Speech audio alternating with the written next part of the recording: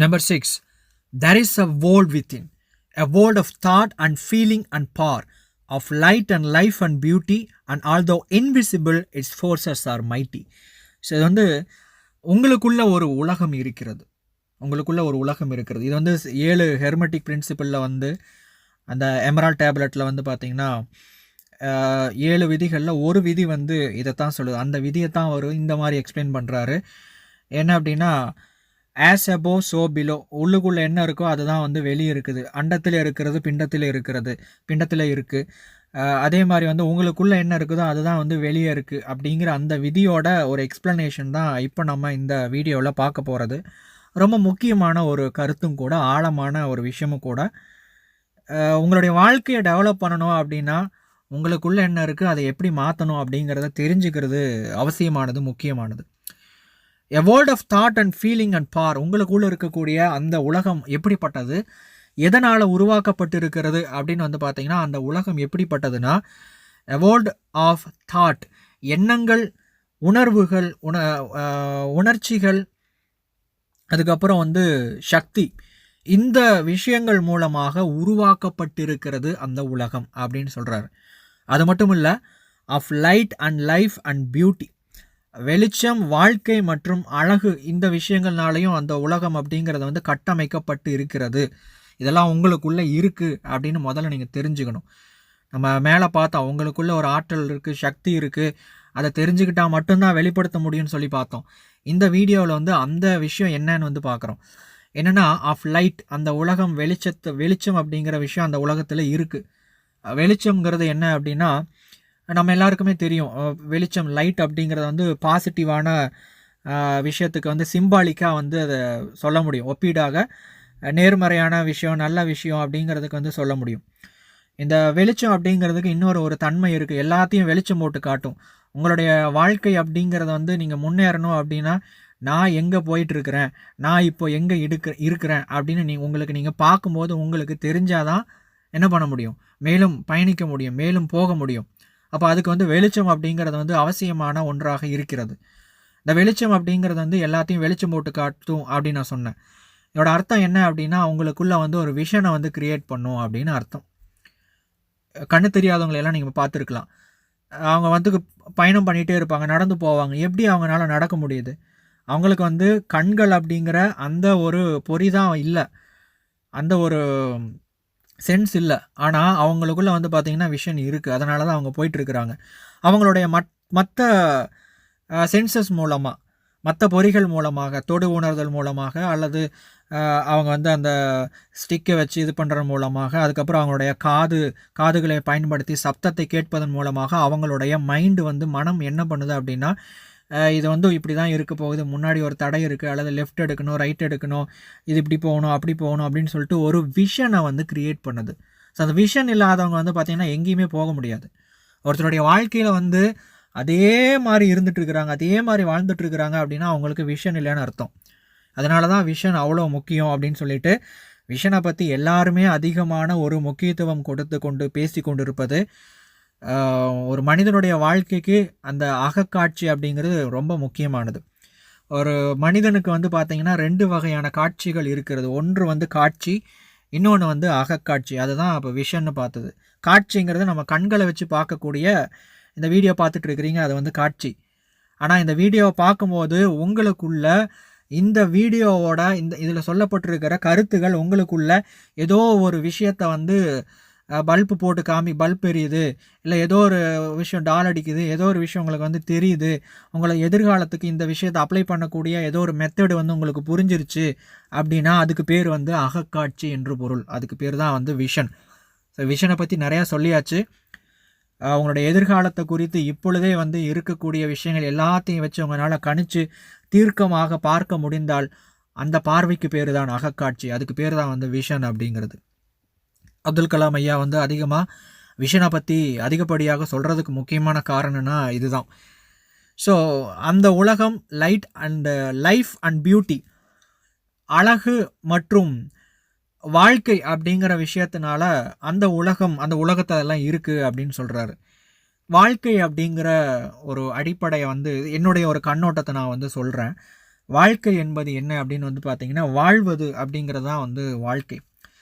இப்போ ஒரு செடி இருக்குது. அந்த செடி வந்து அது வாழ்ந்துட்டு இருக்கா இல்லையா அப்படின்னு எப்படி நம்ம அடையாளம் கண்டுபிடிப்பது? அது வந்து வளர்ச்சி அடைய வேண்டும். ஒரு செடி ஒரு சின்ன ஒரு விதை போடுறோம் அப்படின்னா அது வளருது, வாழ்ந்துட்டு இருக்குது அப்படின்னா அது வளர்ந்துட்டே இருக்கணும், டெவலப் ஆகிட்டே இருக்கணும். ஒரு ஒரு மரம், அது ஒரு செடி வந்து மரமானதுக்கு அப்புறம் கூட அதனுடைய டெவலப்மெண்ட்டுங்கிறது வந்து நிற்க போகிறது கிடையாது. ஒரு ஒரு பெரிய அளவில் வளர்ந்ததுக்கப்புறம் அதனுடைய பருவ காலத்துக்கு தகுந்த மாதிரியான சுழற்சிகள், அதுக்கப்புறம் அது என்னென்ன விஷயங்களை வந்து இந்த உலகத்தில் அது இருக்கிற சுற்றுச்சூழலில் வந்து ஏற்படுத்தணுமோ அந்த விஷயங்களை அதை வந்து கரெக்டாக செஞ்சுட்டே இருக்கணும். நான் ஒரு மாங்காய் மரம் நட்டி வைக்கிறேன், 10 வருஷம் ஆயிடுச்சு, 15 வருஷம் ஆயிடுச்சு, ஒரு மாங்காய் கூட ஒரு பிஞ்சு கூட விடலை அப்படின்னா என்ன அர்த்தம்? இந்த மரத்தில் ஏதோ ஃபால்ட் இருக்குன்னு அர்த்தம். ஒரு மனிதனுடைய வாழ்க்கையில் ஒரு பெரிய முன்னேற்றத்தை, வளர்ச்சியை அவன் அடைந்து கொண்டே இருக்க வேண்டும். வளர்ச்சி அடையல, ஏதோ ஒரு தடை என்னுடைய வாழ்க்கையில் இருக்குன்னா ஏதோ மிஸ்டேக் இருக்குன்னு அர்த்தம். நல்ல விஷயம் என்னென்னா அந்த மிஸ்டேக்கை நம்ம மாற்றிக்க முடியும். அதுக்கு தான் இதெல்லாம் பார்த்துட்டு இருக்கிறோம், அந்த வீடியோலாம். ஸோ அது எப்படிங்கிறதான் சார்ல்ஸ் எஃப் ஹேனல் வந்து இந்த மாஸ்டர் கீ சிஸ்டத்தின் மூலமாக நமக்கு எக்ஸ்பிளைன் பண்ணிகிட்டு இருக்கிறார். ஸோ இந்த இடத்துல அழகு, அதுக்கப்புறம் வந்து பார்த்தீங்கன்னா, and although invisible it's forces are mighty. இந்த அக உலகம் என்பது, உங்களுக்குள்ள இருக்கக்கூடிய அந்த உலகம் என்பது கண்ணுக்கு தெரியாத ஒரு விஷயம்தான், ஆனால் அது மிகவும் வல்லமை வாய்ந்தது. இந்த இடத்துல வந்து மைட்டி அப்படிங்கிற அந்த வார்த்தைக்கு வந்து ஒரு சரியான தமிழ் பதம் அப்படின்னா வல்லமை அப்படின்னு சொல்லலாம். சக்தி விட, ஆற்றலை விட ரொம்ப பவர்ஃபுல்லானது, ரொம்ப வல்லமை மிக்கது அப்படின்னு வந்து சொல்லலாம். ஸோ அந்த அளவுக்கு ரொம்ப முக்கியமானது உங்களுக்குள்ளே இருக்கக்கூடிய அந்த உலகமானது. Number 7, the world within is governed by mind. உங்களுக்குள்ள இருக்கக்கூடிய அந்த உலகம் அப்படிங்கிறது வந்து உங்களுடைய மனதினால் கட்டுப்படுத்தப்படுகிறது. உங்களுடைய மனதினால் சீரமைக்கப்பட்டு உருவாக்கப்பட்டு கொண்டு இருக்கிறது. when we discover this world we shall find the solution for every problem. நம்மளாம் எதுக்கு நிறைய விஷயங்களை தேடி ஓடிக்கொண்டு இருக்கிறோம்? திங்க் பண்ணி பாருங்களேன். ஒரு ப்ராப்ளம் அப்படின்னு ஒரு விஷயம் இருக்குது, நம்ம எல்லாமே வந்து சொல்யூஷனுக்காக தான் ஓடிட்டுருக்கிறோம்.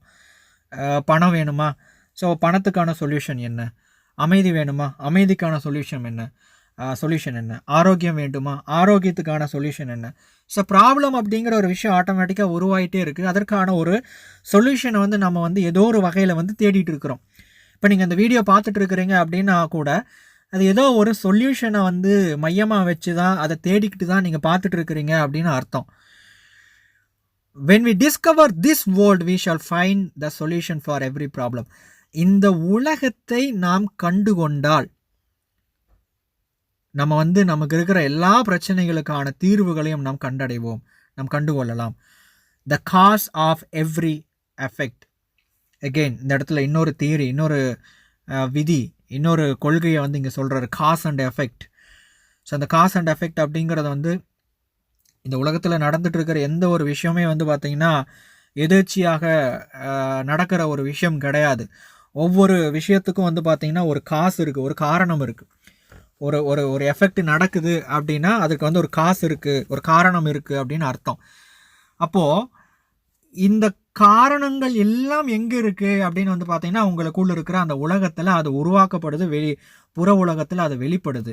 அப்போ இதுதான் காரணம் அப்படிங்கிறத கண்டுபிடிச்சிட்டா அதுக்கான சொல்யூஷன் என்னங்கிறத உங்களால் கண்டுபிடிச்சிக்க முடியும். எப்படி கண்டுபிடிக்க முடியும்னா, ஸோ உங்களுக்குள்ள இருக்கிற அந்த உலகத்தில் இதனால தான் இது நடக்குதுன்னு தெரிஞ்சிருச்சுன்னா அதை மாற்றினா வெளியே மாற ஆரம்பிச்சிடும். இதுதான் அதுக்கான ஒரு ஃபார்முலா. ஸோ அதை மாற்றுறதுக்கான தெளிவான ஒரு ஃபார்முலா வந்து இதுதான். Since the world within is subject to our control, all laws of power and possession are also within our control. இந்த உங்களுக்குள்ள இருக்கிற உலகம் இருக்கு பார்த்தீங்களா, அதோட கண்ட்ரோல் உங்ககிட்ட தான் இருக்குது. ரிமோட் மாதிரின்னு வச்சுக்கோங்க, அதோட ரிமோட் உங்கள் கையில் தான் இருக்குது. ஸோ அதனால அதை கட்டுப்படுத்தக்கூடிய ஆற்றல் அல்லது சக்தி, அந்த தன்மை வந்து பார்த்தீங்கன்னா உங்களுக்கு கட்டுப்பட்டதாக இருக்கிறது. Is subject to your control. அது வந்து உங்களுக்கு கீழே இருக்கிறதுனால, கீழ்ப்படிவதனால எல்லா, அதாவது வந்து laws of power and possession are also within our control. நம்ம ஒரு விஷயத்தை வந்து அடையணும்னு நினைக்கிறோம் பார்த்தீங்களா, பொசஷன், அது அல்லது ஒரு சக்தி அல்லது ஒரு ஒரு ஒரு பெரிய ஒரு பவர் அப்படின்னு வச்சுக்கலாமே. பவர் அப்படிங்கிறது ஒரு அதிகாரம் அப்படின்னு சொல்லிக்கலாம். ஸோ இந்த அதிகாரம் அப்படிங்கிறதாகட்டும் அல்லது ஒரு விஷயத்தை அடையணும் அப்படிங்கிறதாகட்டும், இந்த விதிகள் எல்லாம் வந்து பார்த்திங்கன்னா நமக்கு கட்டுப்பட்டது. ஏன், அதாவது இதை நாம் டைரெக்டாக கண்ட்ரோல் பண்ண முடியாது. Law of power and law of possession அப்படிங்கிறத வந்து நம்ம டைரெக்டாக கண்ட்ரோல் பண்ண முடியாது. ஆனால் இது எதோட கண்ட்ரோலில் இருக்குது அப்படின்னா இந்த அக உலகத்தினுடைய கண்ட்ரோலில் இருக்குது.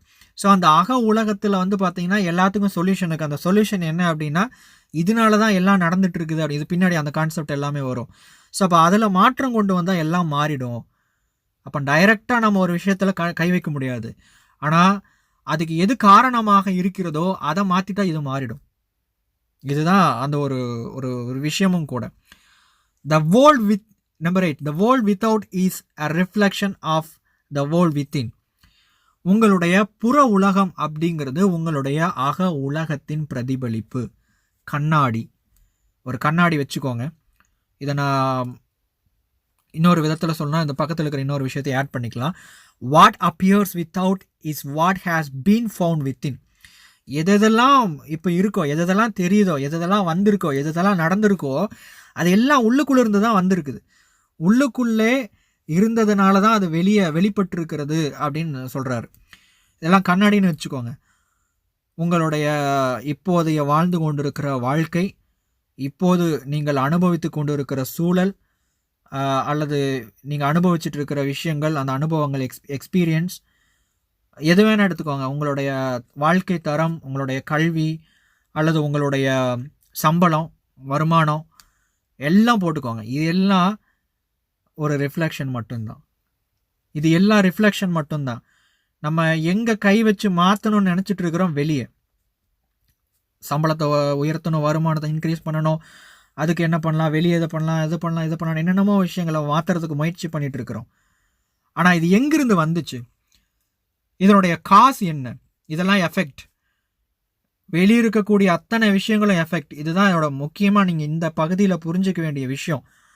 நீங்கள் என்ன உங்களுடைய ஆரோக்கியம் அல்லது இது எல்லாமே நல்லதாக இருந்தாலும் சரி, கெட்டதாக இருந்தாலும் சரி, பாசிட்டிவாக இருந்தாலும் சரி, நெகட்டிவாக இருந்தாலும் சரி, உங்களுடைய சூழல், உங்களுடைய வருமானம், உங்களுக்கு இருக்கக்கூடிய உறவுகள், உங்களுக்கு இருக்கிற மதிப்புகள், சமூகத்தில் உங்களுக்கு இருக்கக்கூடிய ஒரு நிலை, என்ன இருக்கோ எல்லாம் போட்டுக்கோங்க. உங்கள் மனசில் என்னெல்லாம் வருதோ அதில் அத்தனையும் போட்டுக்கோங்க. இது அத்தனையும் கண்ணாடி மட்டுமே. இது அத்தனையும் ஒரு பிரதிபலிப்பு மட்டுமே. Just a reflection alone. ஆனால் இதனுடைய மூலம் எங்கே இருக்கிறது, இதனுடைய ஆணிவேர் எங்கே இருக்குது, இதனுடைய காரணம் எங்கே இருக்கிறது, உங்களுக்குள்ளே இருக்குது. ஸோ உங்களுக்குள்ளே இருந்து தான் அதை வெளிப்படுது.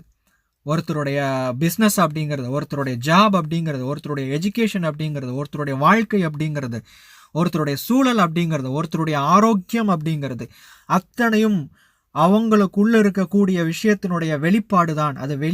அதை வந்து அப்படியே வந்து ரிஃப்ளெக்ட் ஆகுது, அப்படியே பிரதிபலிக்குது, அவ்வளோதான். இதுதான் அவங்களுக்குள்ளே இருக்கிற அந்த உலகத்தினுடைய பவர், இந்த சக்தி. In the world within may be found infinite wisdom, infinite power, infinite supply of all that is necessary, waiting for unfoldment, development and expression. So இந்த உங்களுக்குள்ள இருக்கிற அந்த உள்ளான உலகத்தில் இருக்கிற அத்தனை என்னென்ன விஷயங்கள் இருக்குன்னு வந்து பார்த்தீங்கன்னா, இன்ஃபைனட் விஸ்டம். இது ஒவ்வொரு விஷயமா நம்ம பார்த்தோம் அப்படின்னா, இன்ஃபைனட் விஸ்டம் அப்படிங்கிறது வந்து முடிவில்லாத அல்லது எல்லை இல்லாத ஒரு ஞானம் அப்படின்னு வச்சுக்கலாம். இந்த இடத்துல ஞானம் அப்படிங்கிறது வந்து என்னென்னா, புத்தர் ஞானம் அடைந்தார் அப்படிங்கிற அந்த ஞானமும் இந்த ஞானமும் ஒன்றும் கிடையாது. அது வந்து என்லைட்மெண்ட், இது வந்து விஸ்டம். நம்ம ஞானம்னு ரெண்டுக்கும் ஒரே பேர் வச்சுருக்கிறோம். ஸோ இந்த ஞானம் அப்படிங்கிறது என்னென்னு வந்து பார்த்திங்கன்னா, அந்த விஸ்டம் அப்படிங்கிறத இதை வந்து இன்னும் கொஞ்சம் நம்ம வேறு மாதிரி வந்து கொண்டு போகலாமே. டிக்ஷனரி மீனிங் வந்து பார்த்தோன்னா, the quality of having experience, knowledge and good judgment, the quality of being wise. So இதை இப்படி நான் சொல்கிறேனே, ஒரு practical knowledge. So practical knowledge அப்படிங்கிறது வந்து என்னென்னா, இப்போது இது வந்து அறிவு கிடையாது. இது அறிவை விட உயர்ந்த ஒரு நிலை, அறிவை விட முதிர்ந்த ஒரு நிலை. இப்போ நான் வந்து ஒரு விஷயம் நான் கற்றுக்கிறேன். நிறைய பேருக்கு வந்து நிறையா விஷயங்கள் தெரியும். லா ஆஃப் அட்ராக்ஷன் தெரியும், செல்ஃப் டெவலப்மெண்ட் கான்செப்ட் தெரியும், நீ எதுவாக நினைக்கிறாய் அதுவாக ஆகிறாய் அப்படிங்கிறது தெரியும், rich dad poor dad concept தெரியும், சயின்ஸ் ஆஃப் கெட்டிங் ரிச் பார்த்தாச்சு, எண்ணம் போல் வாழ்க்கை பார்த்தாச்சு, இப்போது மாஸ்டர் கீ சிஸ்டம் பார்த்துட்ருக்குறோம். இது மட்டும் இல்லாமல் நீங்கள் இன்னும் மற்ற நிறையா யூடியூப் சேனல்ஸ் வந்து நிறையா விஷயங்கள் லேர்ன் பண்ணியிருக்கிறீங்க. 48 லாஸ் ஆஃப் பவர் பார்த்துருப்பீங்க, 1 நிமிஷம் வீடியோ, இதெல்லாம் பார்த்தாச்சு. நிறையா வீடியோ நீங்கள் பார்த்துருப்பீங்க, எல்லாம் பார்த்தாச்சு. ஓகே, இதெல்லாம் அறிவு, ஒரு டேட்டா, ஒரு இன்ஃபர்மேஷன், ஒரு செய்தி, ஒரு கருத்து மைண்டுக்குள்ளே திணிச்சு வச்சுருக்குறோம். ஒரு வகையில் பார்த்தோம் அப்படின்னா நிறைய ஒரு அளவுக்கு மேலே அறிவை வந்து திணிச்சு வச்சிட்டோம் அப்படின்னா தர்க்கம் உருவாக ஆரம்பிச்சிடும். உள்ளுக்குள்ளேயே அதெல்லாம் ஒவ்வொன்றும் போட்டு சண்டை போட்டுக்கும். எப்படி நம்ம இந்த உலகத்தில் இருக்கிறவங்க ஒவ்வொரு கருத்துக்களை தெரிவிச்சுக்கிட்டு ஒருத்தங்க அடிச்சுக்கிறாங்களோ, அதே மாதிரி நமக்குள்ள அதிகமான ஒரு கருத்துக்கள் உள்வாங்கும் போது அதுக்குள்ளே ஒன்றுக்கு ஒன்று மோத ஆரம்பிச்சிடும். ஆனால் இந்த வைஸ் அப்படிங்கிறது, விஸ்டம் அப்படிங்கிறத வந்து பார்த்திங்கன்னா அந்த வேலையை அங்கே செய்ய விடாது. எப்படி வந்து ஒரு ஞானி வந்து அவர் இருக்கிற ஒரு இடத்தை வந்து மிகவும் அழகானதாக மாற்றிக்கொள்வாரோ, மிகவும் அற்புதமானதாக வழி நடத்துவாரோ, அந்த மாதிரி நமக்குள்ள இருக்கிற அந்த விஸ்டம் அப்படிங்கிறது, ஞானம் என்பது நமக்குள்ள வந்து ஒளி வீசும். ப்ராக்டிக்கல் நாலேஜ் அப்படின்னு சொல்லலாம். அதாவது நீங்கள் இதெல்லாம் கற்று வச்சுருக்கிறீங்க. சயின்ஸ் ஆஃப் கெட்டிங் ரிச் படித்தாச்சு, நெப்போலியன் ஹில்லோட புக்கு படித்தாச்சு, திங்க் அண்ட் க்ரோ ரிச் எல்லாம் பண்ணியாச்சு. இந்த புக்கில் இருக்கிற கான்செப்டை எப்படி சரியாக பயன்படுத்துறது, எது ஒர்க் அவுட் ஆகும், எது ஒர்க் அவுட் ஆகுது, இது எல்லாம் சேர்த்துனதுக்கு பேர் தான் என்னது, விஸ்டம், ஞானம் அப்படிங்கிறது. இது வந்து என்னுடைய ஒரு டெஃபினிஷன் அப்படின்னு சொல்லலாம். ஸோ அந்த மாதிரி முடிவில்லாத ஒரு ஞானம் அப்படிங்கிறது அந்த உலகத்துக்குள்ளே இருக்குது, உங்களுக்குள்ளே இருக்குது.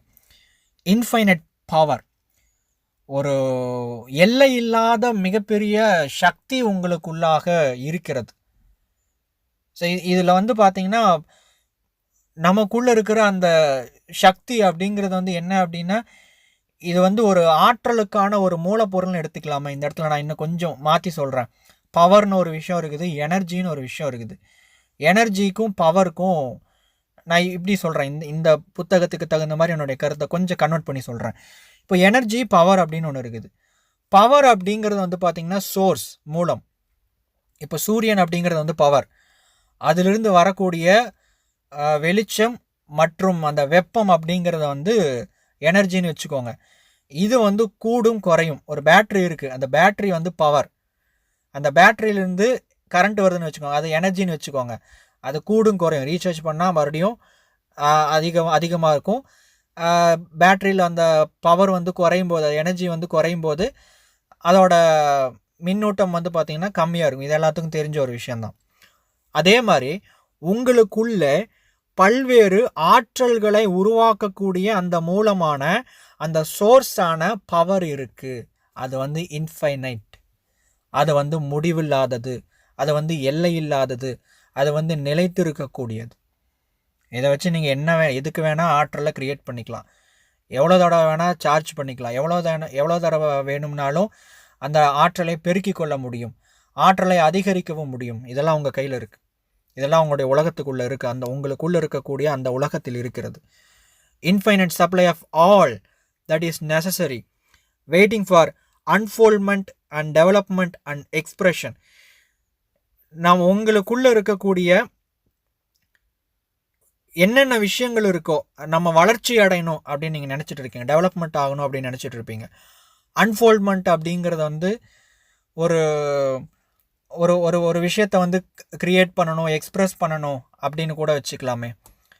ஸோ அந்த மாதிரி வெளிக்கொணரணும் அப்படின்னு சில விஷயங்கள் இருக்கும் பார்த்தீங்களா, அந்த மாதிரி இருக்கக்கூடியது வளர்ச்சி அடையணும் அப்படின்னு இருக்கிறது. அதுக்கப்புறம் வந்து பார்த்திங்கன்னா எக்ஸ்ப்ரெஷன்ஸ், உங்களுக்குள்ளே இருக்கக்கூடிய, இப்போ வந்து சயின்ஸ் ஆஃப் கெட்டிங் ரிச்சில் ஒரு கான்செப்ட் வந்து பார்த்தோம். உங்களுக்குள்ளே ஒரு எண்ணம் உருவாகுது அப்படின்னா அது என்னது, பிரபஞ்சத்தில் அந்த விஷயம் இருக்குது, உங்கள் மூலமாக அது வந்து வெளிப்படணும் அப்படின்னு பார்க்குது. ஸோ இந்த இடத்துல அன்ஃபோல்மெண்ட் அப்படிங்கிறத வந்து ரெவல்யூஷன் அப்படின்னு சொல்லலாம், அதாவது வெளிப்படுதல், உள்ளுக்குள்ளேருந்து வெளியே வர்றது. டெவலப்மெண்ட் அப்படிங்கிறது வந்து உள்ளுக்குள்ளே என்ன இருக்கோ அதை வந்து வெளிப்பட்டு வளர்ச்சி அடையிறது. என்ன வளர்ச்சி அடையுதோ அதை வந்து முழுசாக எக்ஸ்ப்ரெஸ் பண்ணுறது. ஸோ அப்போ உங்களுக்குள்ள ஒரு ஆசை வருது, இசைக்கான ஒரு ஆர்வம் வருது, ஏதோ ஒரு விஷயத்துக்கான ஒரு ஆர்வம் வருது அப்படின்னா, அது பணம் சம்பாதிக்கிறதுல இருந்து எதுவாக வேணா இருக்கலாம், அன்பை வெளிப்படுத்துறது எதாக இருந்தாலும் இருக்கலாம். அது பிரபஞ்சத்தில் இருக்கிறது, உங்கள் மூலமாக அது தன்னைத்தானே எக்ஸ்பிரஸ் பண்ணிக்கிறதுக்கு ஒரு ஊடகமாக பயன்படுத்துகிறது அப்படின்னு சொல்லிட்டு பார்த்தோம். ஸோ அத்தனை விஷயங்களும் வந்து பார்த்திங்கன்னா இதுக்குள்ளே தான் இருக்குது. நம்ம எதுக்கு ஓடிட்டுருக்கிறோம், நம்ம எதுக்கு நிறையா விஷயங்களை தேடிட்டுருக்கிறோம், இந்த விஷயங்களுக்காக தான். நம்ம டெவலப்மெண்ட் பண்ணணும், நமக்குள்ளே இருக்கிற விஷயத்தை வெளிக்கொண்டு வரணும். அது உறவாக இருக்கலாம், அல்லது பொருளாதாரமாக இருக்கலாம், ஆரோக்கியமாக இருக்கலாம், எதுவாக வேணா இருக்கலாம், கான்ட்ரிபியூஷனாக இருக்கலாம், எப்படி எதுவாக வேணா இருக்கலாம். அந்த விஷயங்களை நம்ம வந்து வெளிக்கொணர்வதற்காக, அல்லது அதை வெளிப்படுத்துவதற்காக, வளர்ச்சி அடைய செய்வதற்காக, அல்லது அதை முற்றிலுமாக அதை வெளிக்கொணர்வதற்காக இந்த அத்தனை சப்ளையும் வந்து பார்த்திங்கன்னா உங்களுக்குள்ளே இருக்குது. அது முடிவில்லாத ஒரு சப்ளை, அதுக்கு முடிவு கிடையாது, அது வெளிப்பட்டுட்டே இருக்கும். ஒரே ஒருத்தர் மட்டும் தயாராக இருந்தால் போதும், நீங்கள் மட்டும்தான். நீங்கள் ரெடி அப்படின்னு இருந்தால் போதும், அதற்கான செயல்களை செய்வதற்கு நீங்கள் ஆயத்தமாக இருந்து செயல் செஞ்சால் போதும், அது வெளிப்படும். இதுதான் உங்களுக்குள்ள இருக்கிற அந்த உலகம். If we recognize these potentialities in the world within, they will take form in the world without. இப்போது உங்களுக்குள்ள இருக்கக்கூடிய இந்த அத்தனை ஆற்றல்களையும், அத்தனை சக்திகளையும், இந்த பவர்ஸை எல்லாம், இந்த பொட்டென்ஷியலை எல்லாம் வந்து அக உலகத்தில் இருக்கிற விஷயத்தை எல்லாம் வந்து ரெகக்னைஸ் பண்ணிட்டோம் அப்படின்னா, கண்டுகொண்டோம் என்றால், இது வந்து பார்த்தீங்கன்னா உங்களுக்குள்ள இருக்கிற விஷயம் வெளிப்படும். அவ்வளோதான், உங்களுக்குள்ள இருக்கிற விஷயம் வெளிப்படும். அப்போது நம்ம ஏதோ ஒரு விஷயத்தை தேடிக்கொண்டு இருக்கிறோம், வெளியில் இருக்கிற விஷயத்த மாற்றணும்னு நினச்சிட்டு இருக்கிறோம். இதை ரெகக்னைஸ் பண்ணிட்டா வெளியே ரிஃப்ளெக்ட் ஆகும் அப்படிங்கிறார். ஸோ இதுதான் வந்து ஃபார்முலா, இதுக்கு தான் நம்ம தேடிட்டு இருக்கிறோம். Harmony in the world within will be reflected in the world without by harmonious conditions.